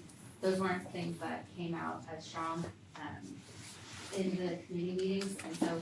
I don't think we realized that on the plans. Yeah. Cause that wasn't something that we discussed. When I saw the gym, to me, it was a no-brainer that we're making the gym Right, right yeah, size in the band room. Right. Cause But we there's not talked about skill. athletic and activity facilities in the survey, and they were listed very low in priority. Yeah. With the steering committee, that was something that came up real early in the steering, I think that was meeting 2. But we want to have that back and forth, so it's not like trying to come and say you have to pick an option, we wanted some flexibility within this, in the cost amounts that we were talking with them, and what we're showing you here, so that you can make some of those adjustments. Sure. What works. I feel like when you're talking about athletics though, because I know when you first come in, I know we had some plans with like a softball and baseball diamond. I almost wonder if that's kind of what they were saying is, no, we don't need that. But yeah, if we're gonna build a gym, we need to build it right, and I mean, that's gonna bring in money too. It's not like it's gonna, if we can have regional tournaments there. Whereas, yeah, like a softball and baseball diamond, that's a huge build, and obviously we don't have money for that right now. So I almost wonder if that's kind of. Yeah. And I don't know, if that When they go to was. build those, we'll build them the right size too. I mean, Well, everything we built, Probably won't. everything we built in the last few decades, like the auditorium is too small. I mean, everything we built has been too small. I don't wanna do that again. It just is, it's a frustrating situation to spend our tax dollars in it and still not be right. Amy's Plaza. Can you tell me how many teachers or sections we have in classrooms from pre-K to 5th grade? So we have 3 kindergarten teachers. Yeah. Lorelei, run through. 5, you start with pre-K. Pre-K, we have 3 classrooms, 6 sections, because we have half days. I have 3 kindergarten teachers, and I did misspeak, one of them does have little kids, I went back. I have 4 first grade sections, 3 second grade sections, and 4 third grade sections. Then there was the 2. 4, We have 4 sections, 4th grade, 5th grade, and then, of course, 6, 7, 8 all carries 4 sections because they have the 4 core areas. but that could all be changed too. As numbers shrink, you can look at content too. High school has 3 for each. 3 LA, 3 social studies, 3 science, 3 math currently. There were 5 when I I started. know, but when you say that can be changed, that we're talking bigger classroom sizes every time we talk about that, right? It just depends on how you run schedules too in sections. So if a 7th grade teacher, or a social studies teacher, sorry, I'll say it this way. If a content area teacher teaches classes in more than one grade, very similarly to how the high school does it, then it looks different and the class sizes aren't necessarily bigger. It just depends on how you run it. So you have to look at the grade versus the content, and as you get to middle school through high school, you look at content more than we do grade levels. We don't have teachers by grade levels in high school at all, do we? No. Schedules become the difficult part. Yeah, Right. scheduling is the 6 hardest through part, yeah. 8. And is there Because of the electives, but once you start divvying out electives and kids have sections all over the place, or they're going out in county classes or Washburn Tech classes, that also shrinks. I mean, we have some class sizes at the high school that are 6 kids in them.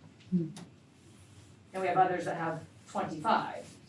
So it just depends on your electives, your whatever, and also just kind of recruiting of kids and different, what they like and teachers and different electives their interests are. So it's a lot different from middle and secondary when you add the electives in. It allows a little bit more flexibility in the class sizes. So currently, my sections of 3 range from 17 to 20 kids. So like the kindergarten, like one has 18, one has 19, one has 20. And then in second grade, they're sitting at either like 17 and 18. And then when you drop, when you increase to 4 teachers, my class sizes like across third grade are essentially 15 apiece. And across first grade, they range between 14 to 16.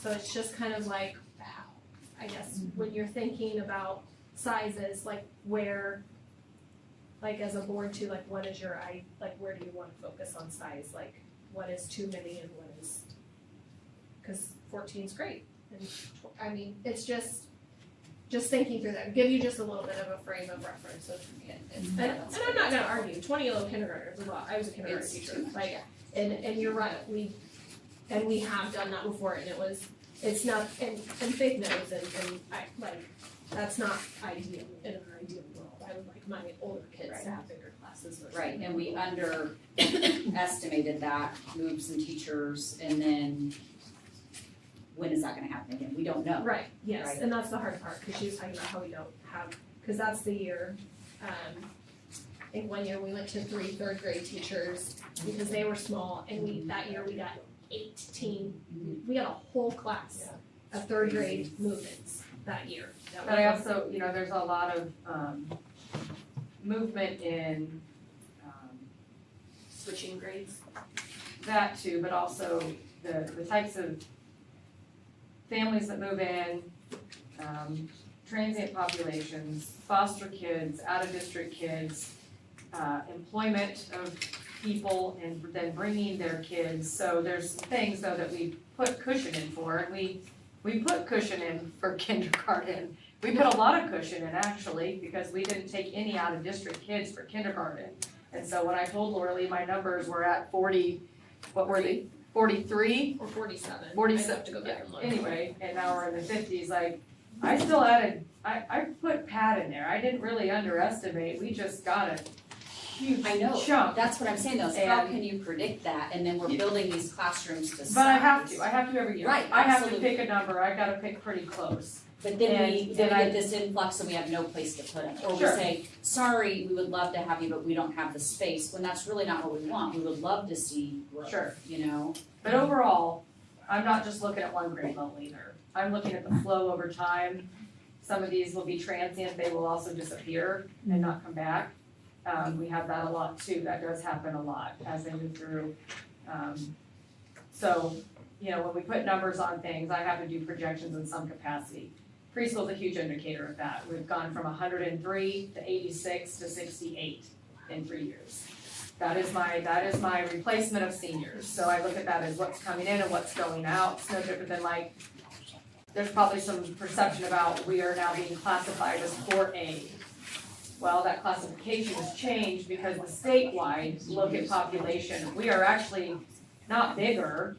Our population is not bigger, it's changing classifications based on statewide population of where 6A, 5A, 4A, 3A, 2A, and 1A are all going, and they're shifting where the numbers are and the amount of schools that are in that classification. So, just to let even the public know, just because we went to 4A doesn't mean we got bigger. That's not what happened. So, anyway, but also with open enrollment, we put numbers on things on what our capacity to be. And we can change those capacities too, depending on what you want for outside to come in, what you want to maintain and protect as seats for move-ins and kids that are going to be Santa Fe Trail students by address versus outside people that would be allowed to come in as well. And we put 10 kids this year, so we're usually pretty close. We're usually pretty close.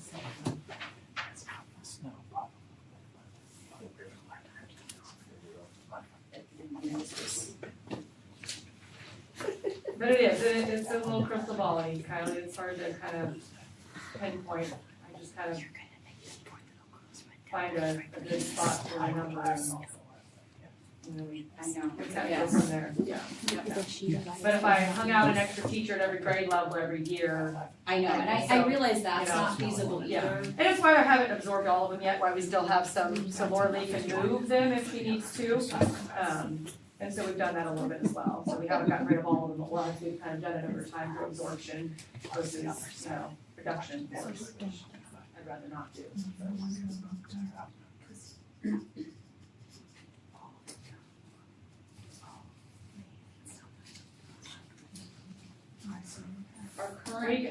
outlay, is it set at, do we typically, can you give me a ballpark, is that the 1.2 that we It's- set aside typically? Yeah, we're a little over $1 million every year, we're at 8 mils, so it changes a little bit based on our assessed valuation, but, yeah, we bring it over a little million. And so with these renovations, at least for a few years. Yeah, we're protecting a lot of those dollars, We we should go protect for that, right? lots Yeah. of other things, yeah. She wants to pause me, she should be here. And we've done that already, we've been real, we've kind of built that up a little bit to have that there, because I didn't know where this was all gonna go, so our capital outlays are in really good shape, in my opinion, for how much we actually bring in every year, we're in pretty good shape, so, which is great for then all these other things that aren't getting fixed or renovated, that we then have a long-range plan to then upkeep those things, so. That will go right alongside that, the capital planning will go right alongside whatever this plan is as well. The busing costs with the 2 campus versus 3 campus option, It's actually better with the 2. could you help me understand I can try. Cost less money. Yeah, that? there's- Why well, is you that? get, well, with Carbondale, you're increasing the amount of classes that'll actually be in that town as opposed to what's there right now.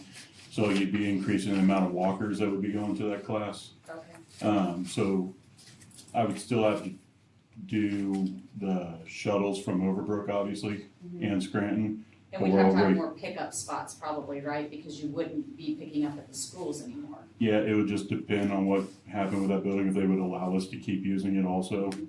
So yeah, I don't see it really increasing much as far as in that concept. It just makes it to where more kids are walking to one school, so I don't anticipate as many of them needing to be shuttled to the one school. So hopefully, we would be able to reduce the amount of routes possibly, not needing as many shuttles either. Would the high school still be a point of drop off for parents like coming from Overbrook or Scranton? You know Yeah. what I'm saying? It's not a bad idea, I Good. like that. It's kind of like a central Midpoint, hub. yeah, Mm-hmm. bus pick up their stop. You're thinking, just thinking, lots of starts. We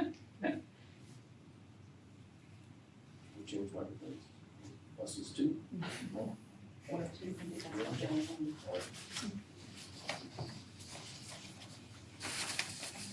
Questions were answered. I know I had a lot, but No, that's okay, that's what we're here for. So when you guys met as a committee, they were, for the 3 campus, like the scenario B, they wanted to split like pre-K to second and 3 to 5, they didn't wanna do like, Middle school and, right. why did we talk about, The other scenario that was, I just feel passionate about like 6, 7, and 8 together. Yeah. the other scenario we looked at for the 3 campus was, the pre-K through 5 at Carterdale and then 6, 7 at Overbrook. And this concept for higher.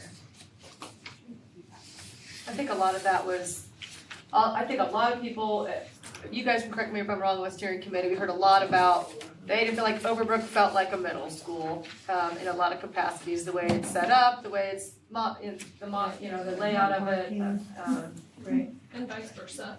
yeah, and so, I think a lot of people felt passionate about the middle school being out here. That, I heard that as a common theme, and the surveys, I think reflected that as well. What we did with the other 2 was more, where does middle school go? Can we see this as a middle school? Can we see this as an elementary? We went through that at every different site we went to. Can you envision this here? Can you envision this here? And we targeted middle school and then we targeted elementary, and just really honing on those 2 things. And I think it was more popular to think about elementary at those 2 than the middle school concept. So that's, I think, what predominantly pushed out there. I'm gonna start by saying thanks to the steering committee members. I know it was 6 days, approximately 9-ish hours over 6 months that we spent it, right? HTK, 5%, thank you guys, appreciate it. But one thing I do wanna say about that Plan B was I found out about it, when the survey came out in October, which was 5.5 months after we've been talking, right? So I don't think we spent much time at all as a steering committee talking about an intermediate school, right? I mean, if I'm wrong, I'm this just, is my I'm just kinda opinion. thinking money-wise, like, there's a But- huge difference in like, you know. It's not that two. I think what we did talk about though, it may not have been exactly that one, but I think what we did talk about was school closures, which is obviously an elephant in the room. And that would keep that concept of elementary within 2 schools, keep those 2 schools open.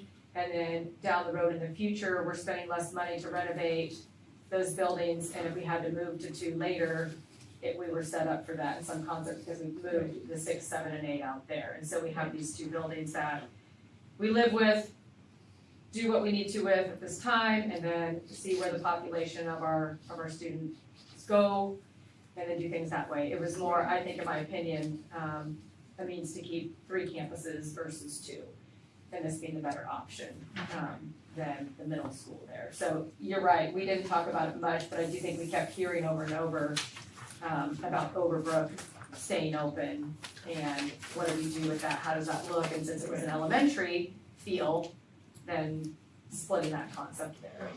So I think that's where kind of that one came to fruition over conversations, even though I don't think we had plans for it, or understood what the grade levels looked like, but I think the conversation of keeping Overbrook open. So, Evolve from the feedback. yeah. But, I mean, the steering committee was, it's just a lot more money. I mean, What, They felt help me more- out, what do you mean with a lot more money? like comparing some of the 3 campus options to like the 2 campus options. Yeah, so I don't dispute, I think that's, I guess what my comment was intended for is when we talked about if you did pre-K through 5 at Carbondale Right. and then did, or the Yeah, elementary yeah, school at yeah, yeah. Carbondale and the junior high at Overbrook, you could do that essentially arguably today with capital outlay money, right? Right. Minus some of the larger projects we need done with HVAC and other things that we need that, I mean, we have about 9 million that we figured we needed done Okay. to make things, but the idea here too is if we're signing up for a 30-year bond, we're not just, how do we make do with the buildings we have today, it's where do we want to be in 30 years, right? So that was the big difference of putting 6, 7, 8 at the high school now, It's and closer still to what we operating want. 3 buildings. Right. The figures that we were given for, you know, what they cost for utilities, grounds, and insurance, Overbrook's about $155,000 a year, right? So if we think we're squeezed, right, $155,000 a year, is that worth trying to keep 3 campuses open so you have more flexibility in movement? Or is it, you save that, Scranton was $77,500, right? So between the 2, it's almost $250,000 a year, $232,372, right? And we're not gonna have middle school out there for the 27-28 school year, I don't think. If we were to pass something and go, right, it's probably gonna take a little bit of time. So this money isn't savings we'll realize immediately. Right. But I think, you know, if we're thinking of, we have 2 empty buildings, because that was the first thing that came to my mind, right, as we're talking about money and being responsible and everything, is we have 2 buildings that are half empty, right? Is it worth, what if, just utilities, grounds, and insurance? And I didn't factor in, where I got those figures was from a handout that included salaries. I didn't include any salaries because I just thought if you're not doing any reductions, you're moving those from one building to another, you're not gonna realize the savings or. It didn't include technology or busing or food service. That's just Yeah, utilities, just grounds, and utilities, insurance. grounds, and But we're not replacing air conditioners on 2 buildings and roofs and all that Correct. stuff. So Right. capital outlay Yes, that too. would reduce over time. So, We could reduce a mill possibly after everything's fixed up and whatnot. There's a lot of things we can Whatever. wiggle, a lot of wiggle room. so to me, it would be, are those transitions better than where we are today?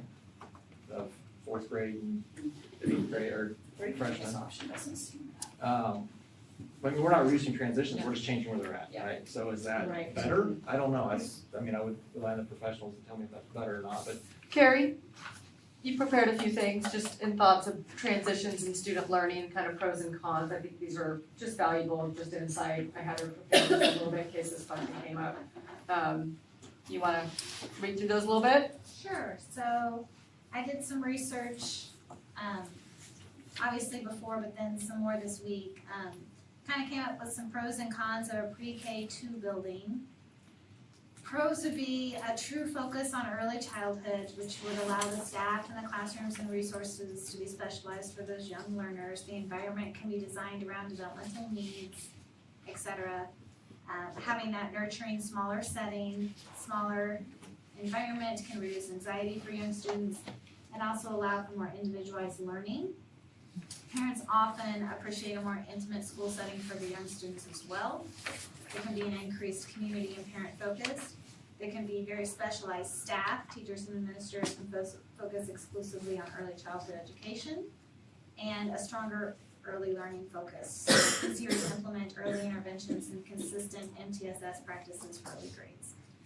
Cons, going to what Justin was saying about transitions. So students experience 2 school transitions before middle school, which can disrupt academic achievement and social networks. Research does suggest a loss of achievement occurs with every transition that students make. There's also a lack of older role models. They miss out on modeling opportunities provided by older and responsible elementary students.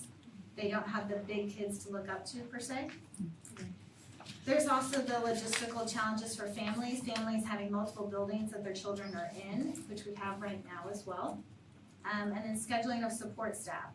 So OT, PT, gym teachers, music teachers, all of those things. That would break it up again. Pros of a pre-K through 5 building would be fewer transitions. Students only have 1 major transition to middle school with the new plan.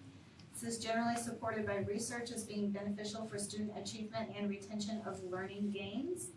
A family convenience, which is great. A cross-age mentoring, older students serve as positive role models, mentors, reading buddies, etc. for younger students, an opportunity for older 4 or 5 students to have leadership roles within the building. It creates long-term community. Students and families build a continuous, sustained relationship with one school community, including staff and peers over a longer period.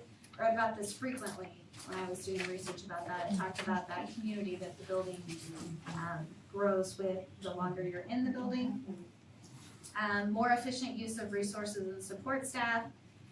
This was a big one, teacher collaboration across grade bands, and aligning for vertical alignment and curriculum and standards, and consistency in leadership and philosophy. So having that one admin in that building that does K through 5 also creates for academic achievement. Cons, just a wide developmental range. Teachers and staff must accommodate a broad range of development stages, especially thinking for interventions. A larger environment can sometimes feel intimidating for younger children, and scheduling complexity of managing daily schedules, just you add more people, more grades, just scheduling things, so kind of an overview of what I read. Thank you, Karen, that's good stuff.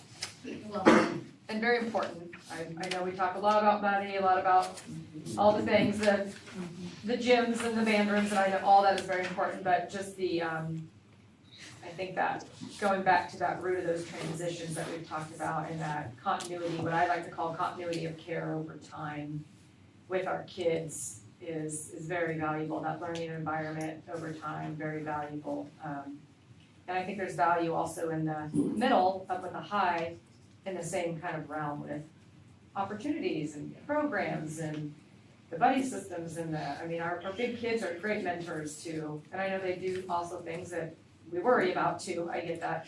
But we'll get that in any older, younger dynamic that we have. But I think there's lots of pros to it with doing it in that fashion as well, so.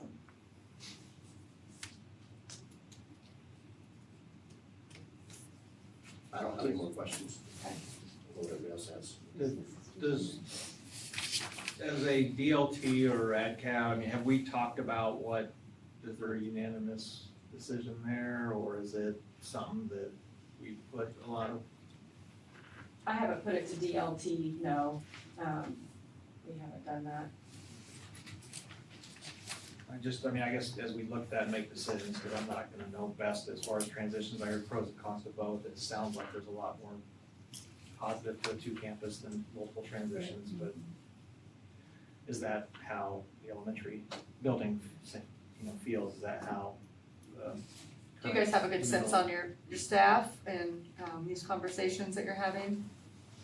It may not be fair Anybody? for the just in general, with teams, BLTs, PLCs, I'm sure they've talked about reconfiguration. The consensus of my building is they don't wanna go to Carbondale. They don't, I mean, And that's fair, I wanna hear that they stuff. do not because want to feel go to free Carbondale, they do not feel like it is an elementary building. I think when we had our steering committee, the same thing was said. I think they also, in the steering committee and the teams I was in, because I was in various teams, I think a lot of people kind of felt the same way, but looking at that, they said, we don't wanna keep 3 campuses, and then in 5 years, we need to cut down another one because we can't fund it. And so I think money does come into play and into factor, but I mean, that would be, that's the consensus. It has nothing to do with, I don't think being pre-K through 5, I don't think it has anything to do with having more teachers and more kids. I think a lot of it is just the feel of the building. And what they're used to and where they live and Yeah, work. well, every day, yes, you know? it's your home and it's changed. And it's a change. But And it's how changed. not? Like, It when was we for years, and I guess that would be my question to that is Yeah. wasn't it a pre-K through 8 for? But they Or- didn't experience. And they did, and it's, yeah. But yes, it was, it was a through 8. But K I was through gonna 8. say with the renovations too, I mean, we can make it more. Yeah. Right, it Oh, doesn't no. feel like a small kid building. Yeah. Yeah. And I Yeah, we think could with some, Yes. And I, in the last few years, and part of it is, that's their heart and it's their home, they've poured in a lot, they've stayed, they've painted murals, they've done all those things. Do I think that my staff can go and we can bring in new staff and we can kill it over at Carbondale? Yeah, we can. It's just, it's gonna be a hard change, but I think that we can do it. It'll be a hard change for me, but I know that things have to change for us to sustain being USD 434. And really looking at our dollars to really focus on kids. Because we spread a lot of our dollars thin across brick and mortar. So think about how much more of those dollars then they could use for students and opportunities and learning. Well, we're not worried about running around between. Oh, gee, everything that comes in on the daily. From the dishwasher that replaces it, to this, to that, I mean, it's just, it's on the daily, you guys, I mean, you look at your board book, so. Right. No, but that's the type of feedback I guess I was Yeah, hoping to but- hear, yeah. like what, because if that does create turnover or churn, I mean, I'm not saying that you can't have that, right? Obviously, we know that's there anyway, but that could play a part. And that's the hard part, because we just don't know. Mike? Yeah, I mean, we haven't had any major formal discussions about it, but informal discussions and just talking schedule. I know one of the struggles we have there is this elementary trying to mix with a middle school environment, and it just, like, it just doesn't work. It like, my PE teacher says, is there a reason why I have to have 4th and 5th grade PE not on the bell schedule when I have everything else on the bell schedule? And yeah, because their schedule doesn't line up that way, you know? And so it's really disjointed that way, so I think the 4th and 5th grade would love to be in a pre-K-5 building. And I know that, 6 through 8 doesn't seem to have any concerns about in the high school areas, so. Are you It just feels like it makes sense to us that way. And I leave plenty of J-Docs in my office. Clean over them all. Please do. Kyle, will you have that same problem though? If you put the 6th, 7th, and 8th grade out there and they're on their own bell schedule, and you have the high school on their own bell schedule, and they're sharing, again, your music teacher, your PE teachers, and are you gonna face the same problem? We're just moving it from the elementary out to the high school? We'll just be more creative than what we've done so far. I think the only thing that is a little bit more aligned is electives, content area driven versus grade level driven. Gotcha. So that does help a lot. Middle secondary is a lot more aligned than elementary middle. Okay. Middle secondary, we're from the same breed. We're content heavy people. We drive by content. We got our licenses by content. I'm not a 9th grade teacher. I'm a social studies teacher. So it aligns a little bit better. I'm not saying it's perfect, because they don't take all the electives that the high schools will take, but it will give them some more options than they have when we're trying to align it with elementary. So it won't be perfect, but I think it'll be better aligned than elementary middle. Gotcha, Our okay, schedule already shares that music and band teacher anyway, so right, that's already done. And having the gym built there alleviates having to share a gym. sharing your gym, yeah, okay. And there's positives that they're looking at too, like I just shared with Faith that we looked at all of our data and we had data discussions and we looked at our math and we saw that our math had went down for state assessments and third grade's like, man, you know, we really liked what fourth and fifth grade was doing, but we wanted to stay like unity, right, K through 3, so that we could all have the same curriculum, but maybe fourth, fifth has a little more rigor. And so I was like, well, Faith, they're gonna be asking you for some new curriculum and you're gonna configure. But just because it surely, that split does start to happen, and so that would be a benefit of having our fourth and fifth grade teachers with us and being able to have more of a 3-5 pairing, and then that K2 pairing that just naturally occurs. So it's just a benefit. That was a plus that was shared. Yeah.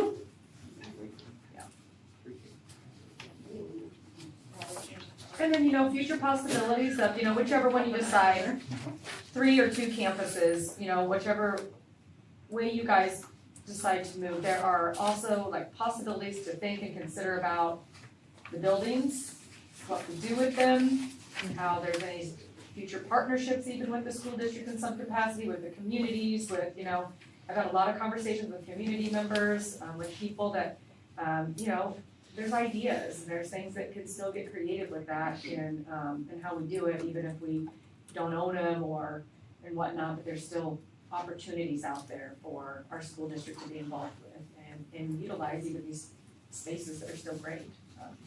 So That was some of the discussion too at some of the tables I was at, is if we do decide to go on a path to close the buildings, to follow through with it, be very transparent about it from the beginning, and then also, that's what we did, right? In other words, don't say, well, we're gonna repurpose the Scranton building and then continue with the district office out here for, you know, 5 years or whatever it is, so whatever the plan is, stick to it. let's do it, yeah.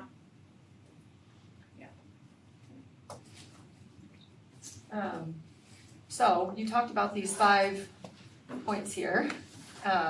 What's next then? So I think we're still on number 1. There were several questions and things to add to it, that I think, and then we can get that to you ahead of the meeting, what that would look like for that scope, and hopefully answer those questions that you had and what that would look like. Explaining the addition to have the volleyball, that's not a problem, we can add that on there. And in the band room, looking at that, we'll study it to see if there's a different way or more cost-effective way that would still work. I think that would be a good thing. And going back through with the principals and just having their buy-in again and make sure the room count, that we're all counting the same number of rooms so that you guys can feel good that have their buy-in. Yeah, I think that would be good. Outside of that, so I think if we can get to that with that scope of work, the bond amount, the date's already determined, 3 is already done. 4 is with that. Number 5, that's something, the construction delivery Date's already method. done? The election date. Yeah, but I thought that was either spring or fall. I got you. Well, right, as of right now, it's, Yeah, yeah. well, as of right now, it's spring. Oh, okay, never mind. If there's. If we're on the same timeline. December, yeah. If you want, we could do a different timeline, it's just whatever you guys wanna do. March 3rd or November, I don't know what the date is, 4th. And 5 is just something that you can, the construction delivery method, that's something that you don't necessarily have to decide that right now. It's just something that's helpful to just be thinking about if you did want to do, construction manager at risk. But you don't have to decide that until after the election. So, I think we've got the other ones, it's just refining the scope and the costs, and then we'll get that to you so you can let us know if there's any other questions before the next board meeting. Okay, so we have 2 board meetings that are before, the resolution. And So the deadline, so if you do not take action and call a resolution for an election by December 8th, then you are essentially, your next option for an election is not until August. So just. oh yes, because we can do that August one still. And these costs are based off of March, so Yes. they would also go up. To push the dates.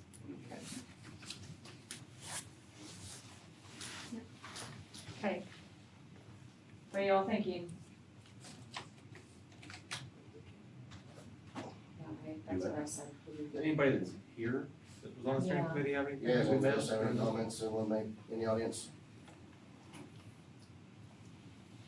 The only thing I'd say is I agree with the conversation you guys have had about, we really messed up with our last bond by not building to the needs. And I personally would not vote for a bond, even doing through all this, that was gonna undersize us again. I know we talked about it in our site committee, but I know it's been brought up to me a couple throughout the community that I work in, that if we do close Overbrook, you know, how are we gonna get more people to come into Overbrook? Would you really wanna move into a community that has no grocery store, no school, anything like that? So I know we've talked about it, I know you said you have options, you know, if to repurpose the buildings or anything like that, so it doesn't just sit there vacant. But that's something your community members are gonna be looking at, is like, what are you gonna do? You've taken a big chunk of your community area and now it's not there anymore, so how are you gonna entice those people to come move there besides, hey, we're gonna have cheaper land compared to living in Douglas County or Shawnee County type of thing, possibly, but, you know, my kids unfortunately are gonna be in high school by the time all this stuff happens, or pretty close to it, but I understand with the transitions. I remember going from having Overbrook and one in Overbrook and one in Carbondale. And then I had both in Carbondale for 2 years, and then now I've lost it, now I've got one at the high school and one in Carbondale. So I get it, I really do, and utilizing our teachers to the fullest we can, it makes more sense for the kids and the parents too. Cause like you said, the community building of, you go, hey, you've worked with this principal, you worked with these staff members in the office, you know them, they know you when you call in and say, hey, my child's sick, oh, I hope she gets to feeling better. You know, they know your people's personality. And when you constantly have a transition from one staff to another, yeah, you may know them, but they don't know your kid until you get them there. So I don't know what you guys are gonna do on which option you're gonna pick, whether you're gonna pick the 3 option or the 2 campus option. Financially, it makes more sense to do the 2, but you also can't just do it straight off of financial cost benefit either. You gotta think of what your community's gonna support. And those are my 2 cents, so. Can I talk like a grandma? I can remember having my kids go from K through 8 in one building, and how we had this parent family, you know. We were a parent team from kindergarten all the way through 8. And then we went out to the high school together. And that was a community. And I think that that's what's kind of lacking right now when we're all in different buildings. We don't have that community, and it's a school community. And I know it's detrimental to the towns, but the towns might be united more if their kids were all in one building. I think that's I a great love how you point, put the that. way you said that was so perfect. I agree 100% with that. They don't reject that. It Yeah. would be a It one, does. we would be. There is a we would be gap, one- you're right. Yeah. Yeah, Yep. and I can remember those days, we had so much fun. Mhm. I totally agree with that. Thank you. Yeah. Anybody else? I'm good. Anybody else have questions? Do we need to do anything tonight? Do we need to, no? Okay. Lots of good feedback. Thank you, guys. Hey, thank you for coming, Yeah, thank you everybody so in the much. audience, thank you very much. Yes, thank you. Thanks, Jerry, committee. We have a committee, meeting thank you. we have a meeting 2 weeks from tonight, everybody. 2 weeks from tonight, right? And an election on Tuesday. An election is Tuesday, go vote. Yep, vote for your board members. We are adjourned, thank you. Thanks.